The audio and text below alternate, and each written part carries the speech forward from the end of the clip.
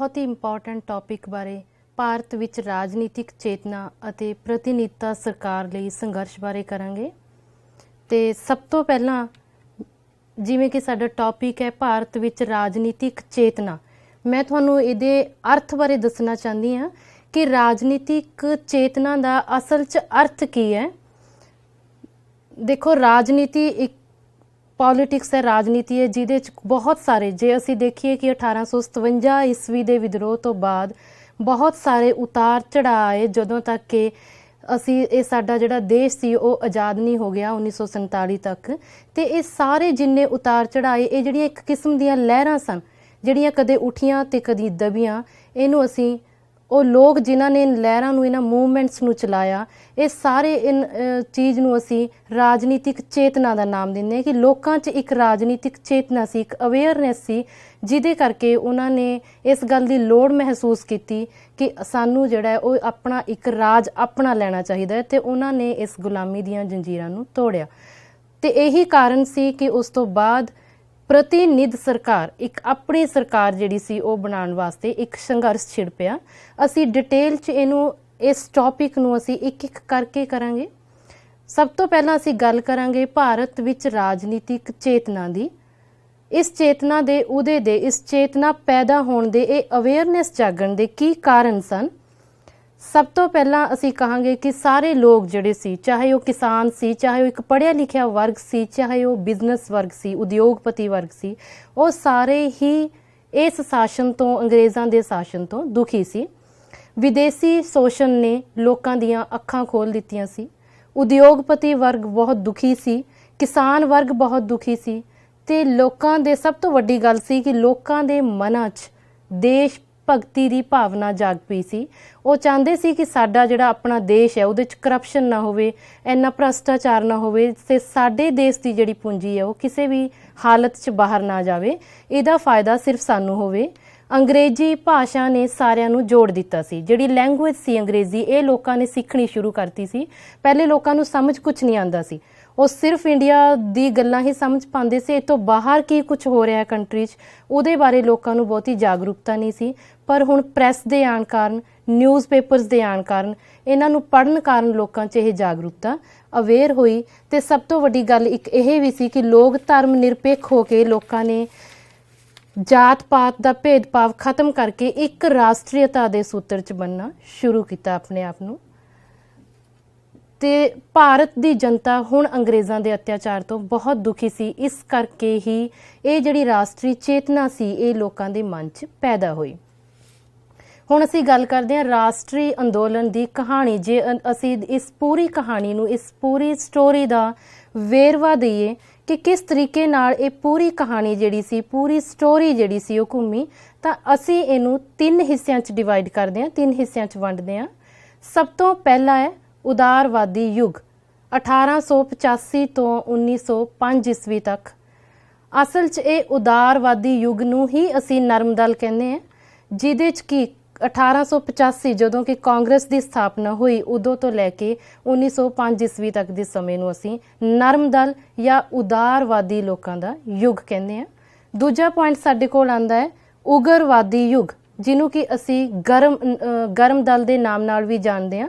1905 ਤੋਂ ਲੈ ਕੇ 1919 ਜਲਿਆਂਵਾਲੇ ਬਾਗ ਦੀ ਘਟਨਾ ਤੱਕ ਅਸੀਂ ਇਹਨੂੰ ਉਗਰਵਾਦੀ ਯੁੱਗ ਯਾਨੀ ਕਿ ਗਰਮ ਦਲ ਦਾ ਯੁੱਗ ਮੰਨਦੇ ਹਾਂ। ਅਤੇ ਤੀਜਾ ਪੁਆਇੰਟ ਸਾਡੇ ਕੋਲ ਆਉਂਦਾ ਹੈ ਗਾਂਧੀ ਯੁੱਗ, ਯਾਨੀ ਕਿ ਉਹ ਸਮਾਂ ਜਦੋਂ ਮਹਾਤਮਾ ਗਾਂਧੀ ਨੇ ਆਪਣੀ ਮੂਵਮੈਂਟਸ, ਜਿਹੜੀਆਂ ਸੀ ਆਪਣੀ ਮੂਵਮੈਂਟ, ਆਪਣੀ ਲਹਿਰਾਂ ਜਿਹੜੀ ਸੀ ਉਹ ਪ੍ਰਗਤੀ 'ਤੇ ਕੀਤੀਆਂ। ਬਹੁਤ ਕੁਛ ਐਫਰਟਸ ਜਿਹੜੇ ਸੀ ਉਹ ਮਹਾਤਮਾ ਗਾਂਧੀ ਨੇ ਕਰਨ ਦੀ ਕੋਸ਼ਿਸ਼ ਕੀਤੀ ਆਪਣੇ ਦੇਸ਼ ਨੂੰ ਆਜ਼ਾਦ ਕਰਨ ਲਈ। ਹੁਣ ਅਸੀਂ ਇੱਕ ਇੱਕ ਕਰਕੇ ਇਹਨਾਂ ਤਿੰਨਾਂ ਯੁੱਗ ਬਾਰੇ ਵਿਸਥਾਰ ਨਾਲ ਕਰਾਂਗੇ। ਸਭ ਤੋਂ ਪਹਿਲਾਂ ਅਸੀਂ ਲੈਂਦੇ ਹਾਂ ਉਦਾਰਵਾਦੀ ਯੁੱਗ। ਇਸ ਯੁੱਗ ਦੀਆਂ ਅਸਲ 'ਚ ਉਦਾਰਵਾਦੀ ਯੁੱਗ ਜਿਹੜਾ ਸੀ ਉਹ ਹੀ ਨਰਮ ਦਲ ਜਿਹਨੂੰ ਅਸੀਂ ਕਹਿੰਦੇ ਹਾਂ, ਜਿਹਦੇ 'ਚ ਕਿ ਇਹ 1885 ਈਸਵੀ ਤੋਂ ਲੈ ਕੇ ਜਦੋਂ ਕਿ ਸਾਡੇ ਦੇਸ਼ 'ਚ ਕਾਂਗਰਸ ਦੀ ਸਥਾਪਨਾ ਹੋਈ ਉਦੋਂ ਤੋਂ ਲੈ ਕੇ 1905 ਯਾਨੀ ਕਿ ਬੰਗਾਲ ਦੀ ਵੰਡ ਤੱਕ ਇਹ ਉਦਾਰਵਾਦੀ ਯੁੱਗ ਜਿਹੜਾ ਸੀ ਉਹ ਸ਼ੁਰੂ ਰਿਹਾ। ਇਹਦੇ 'ਚ ਅਸੀਂ ਸਭ ਤੋਂ ਪਹਿਲਾਂ ਨਾਮ ਆਏਗਾ ਰਾਜਾ ਰਾਮ ਮੋਹਨ ਰਾਏ ਦਾ, ਜਿਹਨੇ ਕਿ ਭਾਰਤੀ ਰਾਸ਼ਟਰੀ ਅੰਦੋਲਨ ਨੂੰ ਇੱਕ ਸ਼ੁਰੂਆਤ ਕੀਤੀ ਭਾਰਤੀ ਰਾਸ਼ਟਰੀ ਅੰਦੋਲਨ ਨੂੰ ਸ਼ੁਰੂ ਕਰਨ ਦੀ। ਦੂਜਾ ਆਏਗਾ ਲੈਂਡ ਹੋਲਡਰਸ ਸੁਸਾਇਟੀ। ਇਹ ਇੱਕ ਇਸ ਤਰ੍ਹਾਂ ਦੀ ਸੁਸਾਇਟੀ ਬਣੀ ਜਿਹੜੇ ਕਿ ਲੋਕਾਂ ਨੂੰ ਉਹਨਾਂ ਦੇ ਜ਼ਮੀਨ ਜਾਂ ਇਹ ਕਹਿ ਲਓ ਕਿ ਜਿਹੜੇ ਜ਼ਿਮੀਂਦਾਰ ਲੋਕ ਸੀ ਜਿਨ੍ਹਾਂ ਕੋਲ ਜ਼ਮੀਨਾਂ ਸੀ ਉਹਨਾਂ ਦੀ ਪੈਰਵੀ ਕਰਦੀ ਸੀ। ਇਹ ਅਸਲ 'ਚ ਇਹ ਜਿਹੜੀਆਂ ਸੁਸਾਇਟੀਆਂ ਬਣੀਆਂ ਰਾਜਾ ਰਾਮ ਮੋਹਨ ਰਾਏ ਹੈ, ਲੈਂਡ ਹੋਲਡਰਸ ਸੁਸਾਇਟੀ ਹੈ, British India society, Bombay association justice, Poona Sarvajanik Sabha, ਇਹ ਜਿੰਨੇ 6 ਪੁਆਇੰਟ ਨੇ, ਇੰਡੀਅਨ ਐਸੋਸੀਏਸ਼ਨ ਦੀ ਸਥਾਪਨਾ ਤੁਸੀਂ ਦੇਖ ਰਹੇ ਹੋ ਸਕਰੀਨ ਤੇ। ਇਹ ਜਿੰਨੇ ਵੀ 6 ਪੁਆਇੰਟ ਨੇ ਇਹ ਸਾਰੀਆਂ ਜਿਹੜੀਆਂ ਸਭਾਵਾਂ ਬਣੀਆਂ ਇਹ ਹਰ ਸਟੇਟ ਦੇ ਲੋਕਾਂ ਨੇ ਇੰਪ੍ਰੈਸ ਹੋ ਕੇ ਪ੍ਰਭਾਵਿਤ ਹੋ ਕੇ ਆਪਣੇ ਆਪਣੇ ਇਲਾਕਿਆਂ 'ਚ ਇਹ ਸਭਾਵਾਂ ਸਥਾਪਿਤ ਕੀਤੀਆਂ। ਜਿਵੇਂ ਕਿ ਬ੍ਰਿਟਿਸ਼ ਇੰਡੀਅਨ ਜਿਹੜੀ ਸੁਸਾਇਟੀ ਸੀ ਇਹ ਵੀ ਭਾਰਤੀ ਜਿਹੜੀ ਜਨਤਾ ਸੀ ਉਹਦੇ ਦੁੱਖਾਂ ਨੂੰ ਅੰਗਰੇਜ਼ ਸਰਕਾਰ ਦੇ ਸਾਹਮਣੇ ਰੱਖਣਾ ਇਹਦਾ ਇੱਕ ਮੇਨ ਐਫਰਟ ਸੀ, ਇੱਕ ਮੇਨ ਉਪਾਅ ਸੀ। ਤੇ ਨੈਕਸਟ ਅਸੀਂ ਕਰਦੇ ਹਾਂ ਬੰਬੇ ਐਸੋਸੀਏਸ਼ਨ ਜਸਟਿਸ ਜਿਹੜੀ ਕਿ ਬਹੁਤ ਹੀ ਇੰਪੋਰਟੈਂਟ ਸੀ, ਬਹੁਤ ਮਹੱਤਵਪੂਰਨ ਇਹ ਸਭਾ ਬਣੀ। ਦਾਦਾ ਭਾਈ ਨਾਰੋ ਜੀ ਨੇ ਇਹ ਬਣਾਈ ਤੇ ਇਹਨਾਂ ਦਾ ਬਹੁਤ ਹੀ ਹੱਥ ਰਿਹਾ ਰਾਸ਼ਟਰੀ ਅੰਦੋਲਨ 'ਚ ਤੇ ਇਹਨੂੰ ਅਸੀਂ ਬੰਬੇ ਪ੍ਰੈਜ਼ੀਡੈਂਸੀ ਐਸੋਸੀਏਸ਼ਨ ਦੇ ਨਾਮ ਨਾਲ ਵੀ ਜਾਣਦੇ ਹਾਂ। ਤੇ ਸਭ ਤੋਂ ਲਾਸਟ ਤੇ ਇੰਪੋਰਟੈਂਟ ਅਸੀਂ ਕਹਿ ਸਕਦੇ ਹਾਂ ਇੰਡੀਅਨ ਐਸੋਸੀਏਸ਼ਨ ਦੀ ਸਥਾਪਨਾ, ਜਿਹਦੀ ਕੀ ਸਥਾਪਨਾ ਸੁਰਿੰਦਰ ਨਾਥ ਬੈਨਰਜੀ ਅਤੇ ਆਨੰਦ ਮੋਹਨ ਬੋਸ ਨੇ ਕੀਤੀ। ਸੁਰਿੰਦਰ ਨਾਥ ਬੈਨਰਜੀ, ਮੈਂ ਬੱਚਿਓ ਤੁਹਾਡੀ ਨੌਲੇਜ ਵਾਸਤੇ ਦੱਸਦਾ ਕਿ ਆਪਣੇ ਇੰਡੀਆ ਦੇ ਸਭ ਤੋਂ ਪਹਿਲੇ IAS ਆਫਿਸਰ ਸੀ ਜਿਨ੍ਹਾਂ ਨੇ ਕਿ ਇਹ ਸਿਵਲ ਸਰਵਿਸਿਜ਼ ਦਾ ਜਿਹੜਾ ਐਗਜ਼ਾਮ ਸੀ ਉਹ ਸਭ ਤੋਂ ਪਹਿਲਾਂ ਕਲੀਅਰ ਕੀਤਾ ਸੀ। ਬਹੁਤ ਸਾਰੇ ਇਹੋ ਜਿਹੇ ਸਰਕਮਸਟੈਂਸਿਸ ਸੀ ਪਰ ਉਹਨਾਂ ਚੋਂ ਵੀ ਅਸੀਂ ਇਹ ਕਹਿ ਸਕਦੇ ਹਾਂ ਕਿ ਉਹ ਇੱਕ ਪਹਿਲੇ IAS ਆਫਿਸਰ ਸੀ। ਤਾਂ ਇਹ ਸਾਰੇ ਲੋਕਾਂ ਨੇ ਆਪਣੇ ਆਪਣੇ ਇਲਾਕਿਆਂ 'ਚ ਆਪਣੇ ਐਫਰਟਸ ਦੇ ਨਾਲ ਇਹ ਕੁਝ ਸੁਸਾਇਟੀਜ਼ ਬਣਾਈਆਂ ਜਿਹਨੇ ਕਿ ਰਾਸ਼ਟਰੀ ਅੰਦੋਲਨ 'ਚ ਕਾਫੀ ਮਹੱਤਵਪੂਰਨ ਯੋਗਦਾਨ ਦਿੱਤਾ। ਅਗਲਾ ਨੈਕਸਟ ਅਸੀਂ ਕਰਾਂਗੇ ਭਾਰਤੀ ਰਾਸ਼ਟਰੀ ਕਾਂਗਰਸ ਦੀ ਸਥਾਪਨਾ। ਇੱਕ ਸਭ ਤੋਂ ਵੱਡੀ ਤੇ ਮਹਾਨ ਗੱਲ ਸੀ ਕਾਂਗਰਸ ਦੀ ਸਥਾਪਨਾ। ਐਕਚੁਅਲੀ ਇਹ ਕਾਂਗਰਸ ਦੀ ਜਿਹੜੀ ਸਥਾਪਨਾ ਸੀ ਇਹ 1885 ਈਸਵੀ ਦੇ ਵਿੱਚ A.O. ਹਿਊਮ, ਇੱਕ ਰਿਟਾਇਰ ਅੰਗਰੇਜ਼ IAS ਅਧਿਕਾਰੀ ਸੀ ਇਹ A.O. ਹਿਊਮ, ਤੇ ਇਸ ਨੇ ਇਹ ਕਾਂਗਰਸ ਦੀ ਸਥਾਪਨਾ ਕੀਤੀ। ਐਕਚੁਅਲੀ A ਦਾ ਮਤਲਬ ਹੈ ਏਲਨ ਤੇ O ਦਾ ਮਤਲਬ ਓਕਟਾਵੀਅਨ ਹਿਊਮ, ਇਹਦਾ ਫੁੱਲ ਨੇਮ ਸੀ। ਇਹਨੇ ਇਹ ਸਥਾਪਨਾ ਕੀਤੀ ਤੇ ਇਹ 1885 ਈਸਵੀ 'ਚ ਕਾਂਗਰਸ ਦੀ ਸਥਾਪਨਾ ਕਰਨ ਦਾ ਮਤਲਬ ਆਮ ਤੌਰ ਤੇ ਇਹੀ ਸੀ, ਭਾਵੇਂ ਕਿ ਇਹ ਜਿਹੜਾ IAS ਅਧਿਕਾਰੀ ਸੀ ਲੋਕਾਂ ਨਾਲ ਇੱਕ ਹਮਦਰਦੀ ਰੱਖਦਾ ਸੀ ਭਾਰਤੀ ਲੋਕਾਂ ਨਾਲ, ਪਰ ਫਿਰ ਵੀ ਇਸ ਕਾਂਗਰਸ ਦੀ ਸਥਾਪਨਾ ਦਾ ਮੁੱਖ ਉਦੇਸ਼ ਇਹ ਸੀ ਕਿ ਇਹ ਜਿਹੜੇ ਲੋਕ ਇੰਨੇ ਭੜਕ ਚੁੱਕੇ ਸੀ, ਕਿਉਂਕਿ ਜਗ੍ਹਾ ਜਗ੍ਹਾ ਇਹ ਅਸੀਂ ਹੁਣੇ ਕਰਕੇ ਹਟੀਆਂ ਕਿ ਜਗ੍ਹਾ ਜਗ੍ਹਾ ਇੰਨੀਆਂ ਸੁਸਾਇਟੀਜ਼ ਤੇ ਸਭਾਵਾਂ ਬਣ ਗਈਆਂ ਸੀ ਤੇ ਇਹਨਾਂ ਲੋਕਾਂ ਨੂੰ ਸ਼ਾਂਤ ਕਰਨਾ, ਇੱਕ ਤਰੀਕੇ ਨਾਲ ਇਹਨਾਂ ਨੂੰ ਟਿਕਾਣਾ, ਇਹ ਇਹਦਾ ਇੱਕ ਮੇਨ ਕੰਮ ਸੀ ਤਾਂ ਕਿ ਇਹ ਲੋਕ ਭੜਕ ਨਾ ਜਾਣ, ਆਪਣੀਆਂ ਸਭਾਵਾਂ ਨਾ ਕਰਨ ਇੱਧਰ ਉੱਧਰ, ਇਹਨਾਂ ਨੂੰ ਸਿਰਫ ਇੱਕ ਸਹੀ ਰਸਤੇ ਤੇ ਲਿਆਉਣਾ ਇਹਨਾਂ ਦਾ ਮੇਨ ਕੰਮ ਸੀ। ਤੇ ਦੂਜੀ ਗੱਲ ਇਹ ਸੀ ਕਿ ਇਹਨਾਂ ਦਾ ਮੇਨ ਕੰਮ ਇਹ ਸੀ ਕਿ ਆਮ ਲੋਕਾਂ ਦੀ, ਆਮ ਪਬਲਿਕ ਦੀ ਜਿਹੜੀਆਂ ਫੀਲਿੰਗਸ ਸੀ, ਜੋ ਗੱਲਾਂ ਸੀ, ਉਹ ਸਰਕਾਰ ਤੱਕ ਪਹੁੰਚਾਉਣਾ ਇਹਨਾਂ ਦਾ ਮੇਨ ਕੰਮ ਸੀ। ਇਹਨਾਂ ਸਾਰੀਆਂ ਇਹ ਜਿੰਨੀਆਂ ਪਹਿਲੇ ਸੰਸਥਾਵਾਂ ਬਣੀਆਂ ਜਾਂ ਇਹ ਜਿਹੜੀ ਕਾਂਗਰਸ ਬਣੀ ਇਹਦੇ 'ਚ ਜਿਹੜੇ ਮੇਨ ਆਗੂ ਸੀ ਭਾਰਤ ਦੇ, ਤਕਰੀਬਨ ਇਹ ਇੱਕ ਵਿਸ਼ਿਸ਼ਟ ਵਰਗ ਨੂੰ, ਇੱਕ ਇੱਕ ਅਮੀਰ ਵਰਗ ਜਿਹੜਾ ਸੀ ਉਹਨੂੰ ਇਹ ਬਿਲੋਂਗ ਕਰਦੇ ਸੀ। ਤੇ ਇਹਨਾਂ ਵਿਸ਼ਿਸ਼ਟ ਵਿਅਕਤੀਆਂ ਨੇ ਇਸ ਅਮੀਰ ਵਰਗ ਦੇ ਵਿਅਕਤੀਆਂ ਦਾ ਮੇਨ ਜਿਹੜਾ ਮੋਟਿਵ ਸੀ, ਮੇਨ ਜਿਹੜਾ ਮੰਤਵ ਸੀ ਉਹ ਇਹ ਸੀ ਕਿ ਇਹ ਆਪਣੇ ਪ੍ਰਸ਼ਾਸਨ 'ਚ ਸੁਧਾਰ ਲਿਆਉਣਾ ਚਾਹੁੰਦੇ ਸੀ ਤੇ ਇਹਨਾਂ ਨੇ ਉਹਦੇ 'ਚ ਸੁਧਾਰ ਲਿਆਉਣ ਵਾਸਤੇ ਕਾਫੀ ਯਤਨ ਕੀਤੇ ਤੇ ਕਾਂਗਰਸ ਦੀ ਸਥਾਪਨਾ ਇੱਕ ਬਹੁਤ ਹੀ ਮਹੱਤਵਪੂਰਨ ਜਾਂ ਮਜ਼ਬੂਤ ਸੰਗਠਨ ਦੇ ਰੂਪ 'ਚ ਕਾਂਗਰਸ ਜਿਹੜੀ ਸੀ ਉਹ ਸਾਹਮਣੇ ਆਈ, ਜਿਨੇ ਇਹ ਯਤਨ ਕੀਤੇ ਕਿ ਕਿਸੇ ਤਰੀਕੇ ਨਾਲ ਅਸੀਂ ਆਪਣਾ ਪ੍ਰਭੂਤਵ ਇੱਥੇ ਭਾਰਤ ਦੇ ਵਿੱਚ ਬਣਾਈਏ। ਉਸ ਤੋਂ ਬਾਅਦ ਇਹ ਜਿਹੜੀ ਕਾਂਗਰਸ ਸੀ, ਹਾਲਾਂਕਿ ਪਹਿਲੇ ਇਹਦੇ 'ਚ ਬਹੁਤ ਹੀ ਲਿਮਟਿਡ ਲੋਕ ਸੀ, ਜਿਵੇਂ ਸੁਰਿੰਦਰ ਨਾਥ ਬੈਨਰਜੀ ਸੀ, ਆਨੰਦ ਮੋਹਨ ਦਾਸ ਸੀ, ਗੋਪਾਲ ਕ੍ਰਿਸ਼ਨ ਗੋਖਲੇ ਨਾ ਚਾਹੇ, ਪਰ ਹੌਲੀ ਹੌਲੀ ਇਹ ਜਿਹੜੀ ਸੀ ਇੱਕ ਬਹੁਤ ਵਾਸਟ, ਇੱਕ ਬਹੁਤ ਵੱਡਾ ਰੂਪ ਕਾਂਗਰਸ ਨੇ ਲੈ ਲਿਆ ਤੇ ਇਸ ਦਾ ਕਾਫੀ ਫਾਇਦਾ ਲੋਕਾਂ ਨੂੰ ਹੋਇਆ ਕਿ ਲੋਕਾਂ ਦੀਆਂ ਜਿਹੜੀਆਂ ਗੱਲਾਂ ਸੀ ਉਹ ਘੱਟੋ ਘੱਟ ਸਰਕਾਰ ਤੱਕ ਪਹੁੰਚਦੀਆਂ ਸੀ। ਬਹੁਤ ਸਾਰੇ ਅੰਦੋਲਨ ਇਸ ਤੋਂ ਬਾਅਦ ਹੋਏ ਜਿਹੜੇ ਕਿ ਕਾਂਗਰਸ ਨੇ ਜਿਨ੍ਹਾਂ ਦੀ ਸ਼ੁਰੂਆਤ ਕੀਤੀ। ਅੱਗੇ ਅਸੀਂ ਕਰਦੇ ਹਾਂ ਕਾਂਗਰਸ ਦੇ ਉਦੇਸ਼ ਕੀ ਸੀ। ਮੈਂ ਹੁਣੇ ਦੱਸਿਆ ਕਿ ਕਾਂਗਰਸ ਦੇ ਤਕਰੀਬਨ ਇਹ ਉਦੇਸ਼ ਸੀ ਕਿ ਉਹ ਜਨਤਾ ਦੀ ਜਿਹੜੀ ਗੱਲ ਸੀ ਉਹ ਕਿਸੇ ਵੀ ਫਾਰਮ 'ਚ ਉਹ ਅੰਗਰੇਜ਼ਾਂ ਦੇ ਜਾਂ ਸਰਕਾਰ ਦੇ ਬ੍ਰਿਟਿਸ਼ ਗਵਰਨਮੈਂਟ ਦੇ ਸਾਹਮਣੇ ਰੱਖ ਸਕੇ, ਜਨਤਾ ਦੀ ਮੰਗਾਂ ਨੂੰ ਸਰਕਾਰ ਦੇ ਸਾਹਮਣੇ ਰੱਖ ਸਕੇ, ਦੇਸ਼ ਦੀ ਜਿਹੜੀ ਜਨਮਤ ਸੀ ਉਹਨੂੰ ਸਿੱਖਿਅਤ ਕਰ ਸਕੇ। ਅਗਲਾ ਸਾਡੇ ਕੋਲ ਆਉਂਦਾ ਹੈ ਇਸਤਰੀਆਂ ਦਾ ਸਰਗਰਮ ਪ੍ਰਵੇਸ਼। ਅਸੀਂ ਇਹ ਨਹੀਂ ਕਹਿ ਸਕਦੇ ਕਿ ਇਹ ਜਿਹੜੀ ਕਾਂਗਰਸ ਸੀ ਇਹਦੇ 'ਚ ਸਿਰਫ ਜਿਹੜੇ ਸੀ ਉਹ ਉਸ ਸਮੇਂ ਮਰਦ ਹੀ ਜਿਹੜੇ ਸੀ ਉਹ ਇਹਦੇ 'ਚ ਆਈ ਜਾ ਰਹੇ ਸੀ। ਇਹਦੇ 'ਚ ਇਸਤਰੀਆਂ ਨੇ ਵੀ ਬਹੁਤ ਵੱਧ ਚੜ ਕੇ ਹਿੱਸਾ ਲਿਆ। ਅਸੀਂ ਜੇ ਖਾਸ ਕਰ ਜਿਹੜਾ ਕਲਕੱਤਾ ਤੋਂ ਸਨਾਤਕ, ਜਿਹਨੂੰ ਅਸੀਂ ਕਹਿੰਦੇ ਹਾਂ ਕਿ BA ਗ੍ਰੈਜੂਏਸ਼ਨ ਦੀ ਡਿਗਰੀ ਕੀਤੀ ਹੋਈ ਸੀ, ਕਾਦੰਬਨੀ ਗਾਂਗੁਲੀ ਇੱਕ ਲੇਡੀ ਸੀ ਜਿਹਨੇ ਸਭ ਤੋਂ ਪਹਿਲਾਂ ਕਲਕੱਤਾ 'ਚ, ਜਿਹੜੀ ਸਭ ਤੋਂ ਪਹਿਲੀ ਇਸਤਰੀ ਸੀ, ਉਹਨੇ ਕਲਕੱਤਾ 'ਚ ਕਾਂਗਰਸ ਦੀ ਸਭਾ ਨੂੰ ਸੰਬੋਧਨ ਕੀਤਾ, ਕਾਦੰਬਨੀ ਗਾਂਗੁਲੀ ਨੇ। ਤੇ ਇੱਥੋਂ ਅਸੀਂ ਦੇਖਦੇ ਹਾਂ ਕਿ ਉਸ ਸਮੇਂ 'ਚ ਵੀ ਜਿਹੜੀਆਂ ਇਸਤਰੀਆਂ ਸੀ ਉਹ ਬਹੁਤ ਹੀ ਪੜ੍ਹੀਆਂ ਲਿਖੀਆਂ ਤੇ ਹਰ ਕੰਮ 'ਚ ਵੱਧ ਚੜ ਕੇ ਹਿੱਸਾ ਲੈਂਦੀਆਂ ਸੀ। ਨੈਕਸਟ ਹੈ ਸਾਡਾ ਇਸਤਰੀਆਂ ਦਾ ਰਾਸ਼ਟਰੀ ਅੰਦੋਲਨ ਸਮਾਚਾਰ ਪੱਤਰ। ਕੁਝ ਸਮਾਚਾਰ ਪੱਤਰ ਜਿਵੇਂ ਕਿ ਅਸੀਂ ਅੱਗੇ ਜਾ ਕੇ ਕਰਾਂਗੇ, ਕੁਝ ਜਿਵੇਂ ਗਦਰ ਸੀ ਜਾਂ ਕੁਝ ਹੋਰ ਸੀ, ਸਪਤਾਹਿਕ ਸਮਾਚਾਰ ਵੀ ਨਿਕਲਦੇ ਸੀ, ਹਫਤਾਵਾਰ ਵੀ ਨਿਕਲਦੇ ਸੀ। ਇਹ ਜਿਹੜੇ ਸਮਾਚਾਰ ਪੱਤਰ ਸੀ ਇਹਨਾਂ ਨੇ ਵੀ ਜਿਹੜੇ ਮੈਗਜ਼ੀਨ ਕੱਢੇ ਗਏ, ਜਿਹੜੇ ਕੁਝ ਨਿਊਜ਼ਪੇਪਰਸ ਕੱਢੇ ਗਏ, ਇਹਨਾਂ ਨੇ ਵੀ ਜਿਹੜਾ ਲੋਕ ਸੀ, ਜਿਹੜੀ ਪਬਲਿਕ ਸੀ, ਉਹਦੇ 'ਚ ਰਾਸ਼ਟਰੀਅਤਾ ਦੀ ਭਾਵਨਾ ਨੂੰ ਵਿਕਸਿਤ ਕਰਨ ਦਾ ਕੰਮ ਕੀਤਾ। ਅੱਗੇ ਹੈ ਕਾਂਗਰਸ ਦੇ ਮੁੱਢਲੇ ਅਧਿਅਕਸ਼ ਅਤੇ ਨੇਤਾ।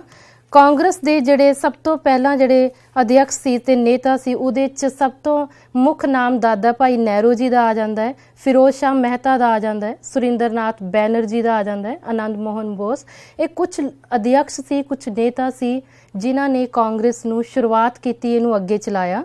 ਤੇ ਇਹ ਜਿਹੜੀ ਸਭ ਤੋਂ ਪਹਿਲਾਂ ਕਾਂਗਰਸ ਦੀ ਸਥਾਪਨਾ ਹੋਈ 1885 ਈਸਵੀ ਤੋਂ ਲੈ ਕੇ 1905 ਤੱਕ, ਇਹ ਅਸੀਂ ਅਜਿਹੇ ਲੋਕਾਂ ਬਾਰੇ ਪੜ੍ਹ ਰਹੇ ਹਾਂ ਜਿਨ੍ਹਾਂ ਨੇ ਕਿਸੇ ਤਰ੍ਹਾਂ ਦੀ ਕੋਈ ਹਿੰਸਕ ਕੰਮ ਨਹੀਂ ਕੀਤੇ, ਸਿਰਫ ਨਰਮਪੰਥੀ ਜਾਂ ਬਿਲਕੁਲ ਸ਼ਾਂਤੀ ਦੇ ਨਾਲ ਹੀ ਆਪਣੀਆਂ ਮੰਗਾਂ ਸਰਕਾਰ ਅੱਗੇ ਰੱਖੀਆਂ। ਅੱਗੇ ਸਾਡਾ ਆਉਂਦਾ ਹੈ ਨਰਮਪੰਥੀ ਦੌਰ 1885 ਈਸਵੀ ਤੋਂ 1905 ਈਸਵੀ ਤੱਕ। ਫਸਟ ਦਾ ਪੁਆਇੰਟ ਹੈ ਮੁੱਢਲੇ ਰਾਸ਼ਟਰੀਵਾਦਾਂ ਦੇ ਕਾਰਜਕਰਨ ਅਤੇ ਕਿਰਿਆਕਲਾਪ। ਜਿਹੜੇ ਸਭ ਤੋਂ ਪਹਿਲਾਂ ਇਹਦੇ 'ਚ ਰਾਸ਼ਟਰੀਵਾਦ ਆਇਆ ਸੀ, ਹੁਣੇ ਕਰਕੇ ਹਟੇ ਹਾਂ, ਜਿਵੇਂ ਸੁਰਿੰਦਰਨਾਥ ਬੈਨਰਜੀ ਸੀ, ਗੋਪਾਲ ਕ੍ਰਿਸ਼ਨ ਗੋਖਲੇ ਸੀ, ਆਨੰਦ ਮੋਹਨ ਬੋਸ ਸੀ। ਇਹ ਜਿਹੜੇ ਸਭ ਤੋਂ ਪਹਿਲਾਂ ਜਿਹੜੇ ਲੋਕ ਆਏ, ਇਹਨਾਂ ਨੇ ਮੁੱਖ ਕੰਮ ਇਹ ਕੀਤਾ ਕਾਂਗਰਸ ਦੀ ਸਥਾਪਨਾ ਤੋਂ ਬਾਅਦ ਜਾਂ ਕਾਂਗਰਸ 'ਚ ਆਉਣ ਤੋਂ ਬਾਅਦ ਕਿ ਇਹਨਾਂ ਨੇ ਲੋਕਾਂ 'ਚ ਰਾਸ਼ਟਰੀ ਭਾਵਨਾ ਨੂੰ ਜਗਾਇਆ, ਬਹੁਤ ਵੱਡੀ ਸੰਖਿਆ ਨੂੰ ਰਾਜਨੀਤੀ ਦੀ ਧਾਰਾ 'ਚ ਲਿਆ ਕੇ ਖੜਾ ਕਰਤਾ, ਰਾਜਨੀਤਿਕ ਚੇਤਨਾ ਲੋਕਾਂ 'ਚ ਜਗਾਉਣ ਦੀ ਕੋਸ਼ਿਸ਼ ਕੀਤੀ ਤੇ ਦੇਸ਼ ਦੀ ਜਨਤਾ ਦੀਆਂ ਜਿਹੜੀਆਂ ਲੋਕਪ੍ਰਿਯ ਸੀ, ਜਿਹੜੀ ਆਮ ਲੋਕਾਂ ਦੀਆਂ ਜਿਹੜੀਆਂ ਮੰਗਾਂ ਸੀ, ਉਹਨਾਂ ਨੂੰ ਸਾਹਮਣੇ ਰੱਖਿਆ। ਤੇ ਇਸ 'ਚ ਅਸੀਂ ਇੱਥੇ ਇੱਕ ਇਹ ਗੱਲ ਵੀ ਕਹਾਂਗੇ ਕਿ ਇਹ ਜਿਹੜੇ ਪਹਿਲੇ ਜਿਹੜੇ ਲੋਕ ਸੀ, ਇਹਨਾਂ ਨੇ ਇਹ ਜੋ ਕੰਮ ਵੀ ਕੀਤਾ ਬਹੁਤ ਹੀ ਸ਼ਾਂਤੀ ਦੇ ਨਾਲ ਇਹਨਾਂ ਨੇ ਆਪਣੀਆਂ ਮੰਗਾਂ ਅੰਗਰੇਜ਼ਾਂ ਸਾਹਮਣੇ ਰੱਖੀਆਂ। ਇਹਦੇ 'ਚ ਅਸੀਂ ਅੱਗੇ ਨੈਕਸਟ ਸਾਡਾ ਇਹਦੇ 'ਚ ਫਸਟ ਪੁਆਇੰਟ ਹੈ ਸਾਮਰਾਜਵਾਦ ਦੀ ਅਰਥ ਸ਼ਾਸਤਰੀ ਆਲੋਚਨਾ। ਐਕਚੁਅਲੀ ਇਹ ਅਰਥ ਸ਼ਾਸਤਰੀ ਜਿਹੜੀ ਕਿ ਸਾਡੇ ਪੈਸੇ ਨਾਲ ਸੰਬੰਧਿਤ ਜਿਹੜੀ ਗੱਲ ਹੁੰਦੀ ਹੈ, ਜੇ ਅਸੀਂ ਇਹ ਜਿਹੜਾ ਸਾਮਰਾਜਵਾਦ ਜਿਹੜਾ ਇੱਥੇ ਬ੍ਰਿਟਿਸ਼ ਸਰਕਾਰ ਨੇ, ਗਵਰਨਮੈਂਟ ਨੇ ਇੱਥੇ ਆਪਣਾ ਸਾਮਰਾਜ ਫੈਲਾਇਆ, ਉਹਦੀ ਜੇ ਅਸੀਂ ਅਰਥ ਸ਼ਾਸਤਰੀ ਆਲੋਚਨਾ ਕਰੀਏ ਤਾਂ ਅਸੀਂ ਇਹੀ ਕਹਾਂਗੇ ਕਿ ਬ੍ਰਿਟੇਨ ਦਾ ਮੇਨ ਪਰਪਸ ਇਹ ਸੀ ਕਿ ਇੰਡੀਆ ਜਾਂ ਭਾਰਤ ਉਹਨੂੰ ਕੱਚਾ ਮਾਲ ਸਪਲਾਈ ਕਰਦਾ ਰਹੇ ਤੇ ਬ੍ਰਿਟਿਸ਼ ਨੂੰ ਤਿਆਰ ਮਾਲ ਨੂੰ ਵੇਚਣ ਲਈ ਇੱਕ ਮੰਡੀ ਚਾਹੀਦੀ ਸੀ। ਤੇ ਬ੍ਰਿਟਿਸ਼ ਇਹ ਵੀ ਚਾਹੁੰਦਾ ਸੀ ਕਿ ਫਾਲਤੂ ਪੂੰਜੀ ਨਿਵੇਸ਼ ਦੇ ਲਈ ਉਹ ਵੱਖੋ ਵੱਖਰੇ ਆਪਣੇ ਖੇਤਰ ਪੈਦਾ ਕਰੇ।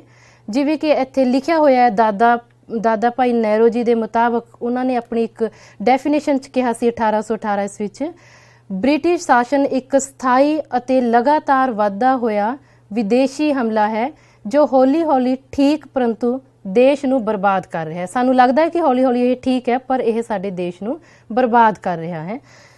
ਉਸ ਤੋਂ ਨੈਕਸਟ ਹੈ ਗਰੀਬੀ ਦੂਰ ਕਰਨ ਦੇ ਉਪਾਅ।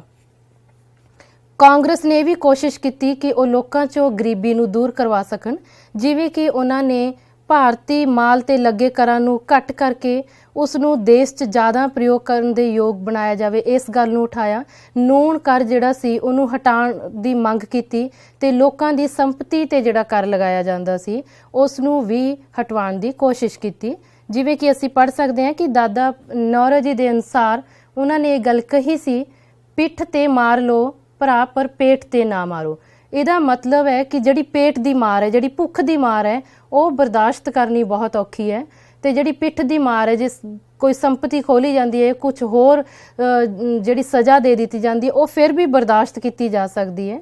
ਪਰ ਇਹ ਜਿਹੜੀ ਪੇਟ ਦੀ ਮਾਰ ਹੈ, ਜਿਹੜੇ ਟੈਕਸ ਦੇ ਬੋਝ, ਜਿਹੜੇ ਕਰਾਂ ਦੇ ਬੋਝ 'ਚ ਲੋਕਾਂ ਨੂੰ ਇੰਨਾ ਦਬਾ ਦਿੱਤਾ ਗਿਆ ਸੀ ਕਿ ਉਹ ਆਪਣੀ ਰੋਜੀ ਰੋਟੀ ਤੋਂ ਮੁਹਤਾਜ ਹੋ ਗਏ ਸੀ। ਤੇ ਇਸ ਦਾ ਕ੍ਰਿਟਿਸਿਜ਼ਮ, ਇਸ ਦੀ ਆਲੋਚਨਾ ਕਰਦੇ ਹੋਏ ਉਹਨਾਂ ਨੇ ਕਿਹਾ, ਪਿੱਠ ਤੇ ਮਾਰ ਲਓ ਭਰਾ ਪਰ ਪੇਟ ਤੇ ਨਾ ਮਾਰੋ। ਇਸ ਤੋਂ ਨੈਕਸਟ ਸਾਡਾ ਆਉਂਦਾ ਹੈ ਸੰਵਿਧਾਨਿਕ ਸੁਧਾਰਾਂ ਦੀ ਮੰਗ। ਕਾਂਗਰਸ ਨੇ ਸੰਵਿਧਾਨ ਵਿੱਚ ਸੁਧਾਰ ਕਰਨ ਦੀ ਮੰਗ ਨੂੰ ਵੀ ਉਠਾਇਆ।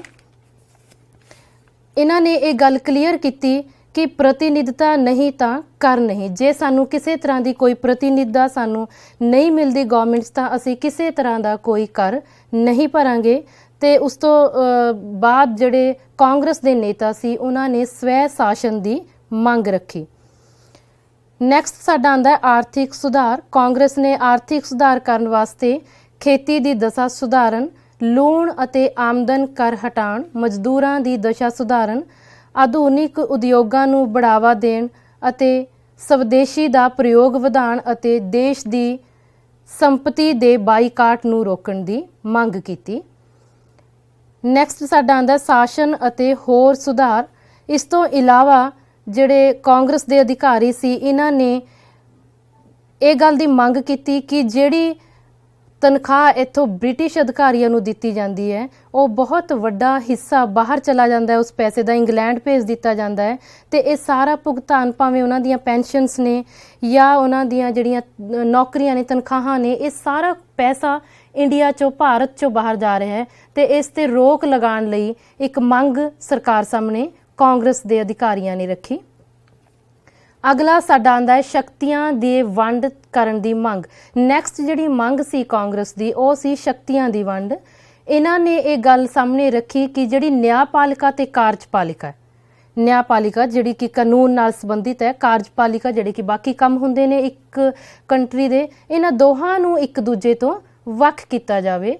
ਕਿਉਂਕਿ ਨਿਆਂ ਦਾ ਕਾਰਜਪਾਲਿਕਾ ਦੇ ਨਾਲ ਸੰਬੰਧ ਹੋਣਾ ਇਹ ਜਿਹੜਾ ਹੈ ਇਹ ਦੇਸ਼ 'ਚ ਇੱਕ ਗੜਬੜੀ ਪੈਦਾ ਕਰਦਾ ਹੈ। ਤੇ ਇਹਨਾਂ ਨੇ ਇੱਕ ਇਹ ਮੰਗ ਵੀ ਰੱਖੀ ਕਿ ਵੱਧ ਤੋਂ ਵੱਧ ਜਿਹੜਾ ਹੈ ਉਹ ਸਾਡੇ ਜਿਹੜੇ ਇੰਡੀਅਨਸ ਨੂੰ ਵੀ ਉਹਦੇ 'ਚ ਨੌਕਰੀਆਂ ਦਿੱਤੀਆਂ ਜਾਣ। ਅਗਲਾ ਹੈਗਾ ਨਾਗਰਿਕ ਅਧਿਕਾਰਾਂ ਦੀ ਰੱਖਿਆ।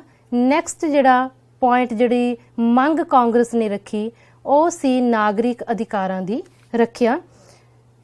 ਹੁਣ ਜਿਹੜੇ ਆਪਣੇ ਭਾਰਤ ਦੇ ਜਿਹੜੇ ਨਾਗਰਿਕ ਸੀ, ਉਹਨਾਂ ਨੂੰ ਭਾਸ਼ਣ ਦੇਣ, ਪ੍ਰੈਸ 'ਚ ਕੁਝ ਛਾਪਣ ਦੀ ਜਾਂ ਇਹਨਾਂ ਸਾਰੀਆਂ ਗੱਲਾਂ ਦੀ ਅਧਿਕਾਰ ਮੰਗੇ। ਕਿਉਂਕਿ ਉਦੋਂ ਬੜੀ ਰੋਕ ਲਗਾਈ ਜਾਂਦੀ ਸੀ, ਜੇ ਕੋਈ ਪ੍ਰੈਸ 'ਚ ਜਾਂ ਨਿਊਜ਼ 'ਚ ਕੋਈ ਖਬਰ ਨਿਕਲ ਜਾਂਦੀ ਹੈ ਜਿਹੜੀ ਕਿ ਅੰਗਰੇਜ਼ਾਂ ਦੇ ਖਿਲਾਫ ਹੈ, ਤਾਂ ਉਹਦੇ ਤੇ ਰੋਕ ਲਗਾ ਦਿੱਤੀ ਜਾਂਦੀ ਸੀ। ਕਿਤੇ ਖੜੇ ਹੋ ਕੇ ਭਾਸ਼ਣ ਦੇਣ ਤੇ ਰੋਕ ਸੀ। ਇਸ ਕਰਕੇ ਕਾਂਗਰਸ ਨੇ ਆਪਣੇ ਭਾਰਤ ਦੇ ਨਾਗਰਿਕਾਂ ਦੇ ਲਈ ਇਸ ਸੁਤੰਤਰਤਾ ਦੀ ਮੰਗ ਕੀਤੀ। ਈਵਨ ਕੁਝ ਭਾਵੇਂ ਇਹ ਸ਼ਾਂਤਮਈ ਤਰੀਕੇ ਨਾਲ ਕੀਤੀਆਂ ਗਈਆਂ ਸਭਾਵਾਂ ਸੀ, ਪਰ ਕੁਝ ਸਭਾਵਾਂ ਤੋਂ ਬਾਅਦ ਜਿਹੜੀ ਬ੍ਰਿਟਿਸ਼ ਗਵਰਨਮੈਂਟ ਸੀ, ਉਹਨਾਂ ਨੂੰ ਸਖਤੀ ਨਾਲ ਪੇਸ਼ ਆਉਣਾ ਪਿਆ। ਇੱਥੇ ਅਸੀਂ ਬਹੁਤ ਸਾਰੇ ਜਿਹੜੇ ਉਦੋਂ ਜਿਹੜੇ ਨੇਤਾ ਸੀ, ਉਹਨਾਂ ਨੂੰ ਕਾਲੇ ਪਾਣੀ ਦੀ ਸਜ਼ਾ ਵੀ ਹੋਈ ਤੇ ਬਹੁਤ ਸਾਰੇ ਨੇਤਾਵਾਂ ਨੂੰ ਜੇਲ੍ਹ 'ਚ ਵੀ ਰਹਿਣਾ ਪਿਆ। ਅੱਗੇ ਰਾਜਨੀਤਿਕ ਕੰਮ ਦੀਆਂ ਵਿਧੀਆਂ।